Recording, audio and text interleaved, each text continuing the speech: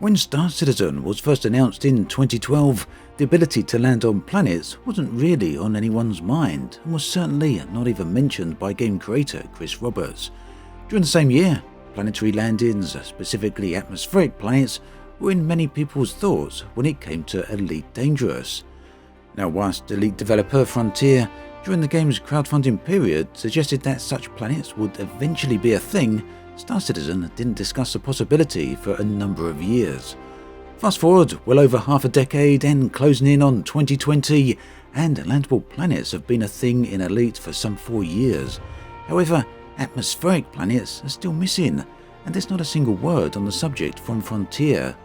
The Star Citizen development team, meanwhile, have pushed the 4th iteration of their planetary tech into the latest update of their alpha build 3.8, and yes, from what we have been shown so far, the results look stunning. Of course, some will claim that this is comparing apples to oranges. Elite has literally trillions of planets to consider, and all of them are on a true one-to-one real-world scale. Meanwhile, in Star Citizen, well, the situation is very different.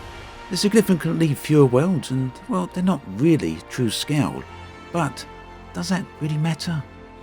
This video then is not about the inevitable comparisons between the various space games, which is why I got that out of the way up front. Instead, it's about why atmospheric worlds are now so important to the space game genre.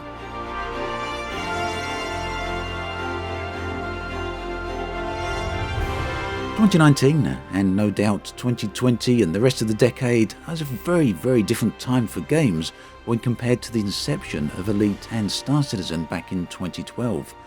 Whilst detailed game worlds existed at the start of the decade, they now pale in comparison to what is coming at the start of this new decade.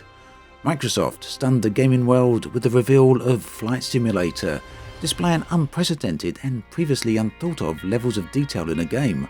A full-scale, fully mapped, physically represented Earth. Not only has Microsoft promised that everyone on the planet will be able to find their own house in the game, but the game also features accurately recreated biomes, terrain, and all manner of weather patterns.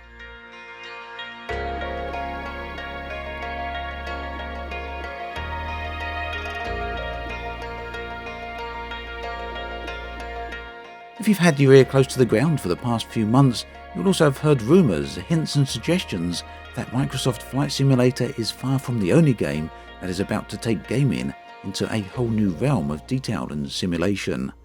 Simulated worlds and gaming environments then are the next big thing in gaming.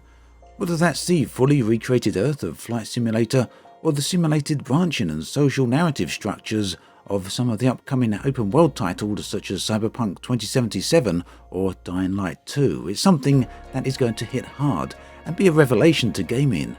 For sure, there's massive technological and development resources at play here. However, those who are unable or unwilling to play catch-up are going to be left standing in the dust. I mean, really, it's hard to look at Flight Simulator 2020 and not feel that all preceding games in the genre have been mere test runs for this new form of game world. In a few more years, will we perhaps look back at the past 10 years of gaming tech and view it in the same nostalgic but mildly humoured manner we look at all previous generations of technology? The answer to that is very likely a resounding yes. Detailed, highly intricate and reactive game worlds are very likely the future, and for space games that opens up a ton of possibilities. Atmospheric worlds then are just one such possibility, and in my opinion are an extremely important one. After all, they are a highly desired feature within space games for a reason.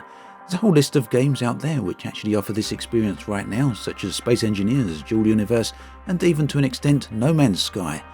But no fully released game offers atmospheric worlds rendered to the detail that they actually deserve. And whilst these have been a highly demanded feature for Elite Dangerous for well over half a decade now, a small portion of that game's player base wonder why they are even needed. Well, I will answer that in just a moment. An even smaller segment of that player base has long believed that the technology just isn't there yet. As this video has already shown, those people have clearly been proven wrong. So this leaves some space games such as Elite in the odd place of potentially having to play catch up in a genre they really should be leading in. Unless of course Elite Dangerous's atmospheric worlds exist in a secret build behind closed doors and are planned to be a release as a part of the late 2020 update. I guess for that we'll have to wait and see. Meanwhile though, Star Citizen's planets are looking increasingly more detailed and increasingly more attractive. Fully rendered, living, breathing, atmospheric worlds can be done then. But why are they so important?